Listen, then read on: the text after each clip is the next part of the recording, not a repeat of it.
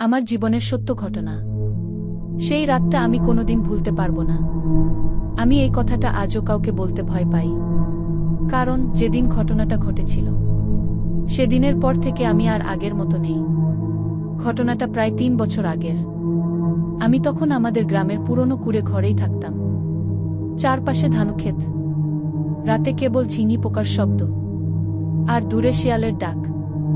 সেই রাতে সবাই ঘুমিয়ে পড়েছিল, আমি একাই জেগেছিলাম। হঠাৎ মনে হলো কে যেন উঠোনে হাঁটছে। প্রথমে ভাবলাম হয়তো বাতাসে গাছের পাতা নড়ছে, কিন্তু না, পায়ের শব্দটা স্পষ্ট ছিল। টক টক টক। আমার বুকটা ধক করে উঠল। আমি দরজার ফাঁক দিয়ে তাকালাম। চাঁদের আলোতে দেখলাম একজন দাঁড়িয়ে আছে। মেয়েটা সাদা শাড়ি পরা, চুলগুলো মুখ ঢেকে রেখেছে। আমি চিৎকার করতে চেয়েছিলাম, কিন্তু গলা দিয়ে শব্দ বের হলো না। ঠিক তখনই ও মাথা তুলল। বন্ধু, আমি জীবনে এমন চোখ কোনোদিন দেখিনি। চোখ দুটো ছিল ফাঁকা, একদম কালো, মুখে কোনো অভিব্যক্তি নেই। ও ধীরে ধীরে আমার দিকে 1 পা 2 পা এগিয়ে আসছিল। আমি দরজা লাগাতে গিয়েও পারলাম না। শরীরটা বরফের মতো জমে গিয়েছিল।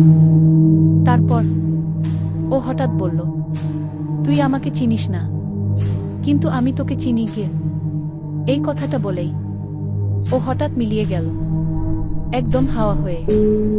সেই মুহূর্তে ঘরের বাতি নিভে গেল, চারপাশ অন্ধকার, আর আমার কানে শুধু একটা কথা ঘুরতে থাকলো, আমি আবার আসবো।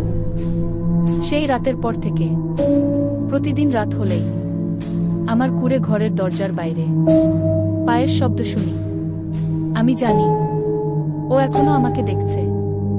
এই ঘটনাটার পর আমার জীবনে কি হয়েছিল আর কে ছিল সেই মেয়েটা, সেটা আমি পরের পর্বে বলবো।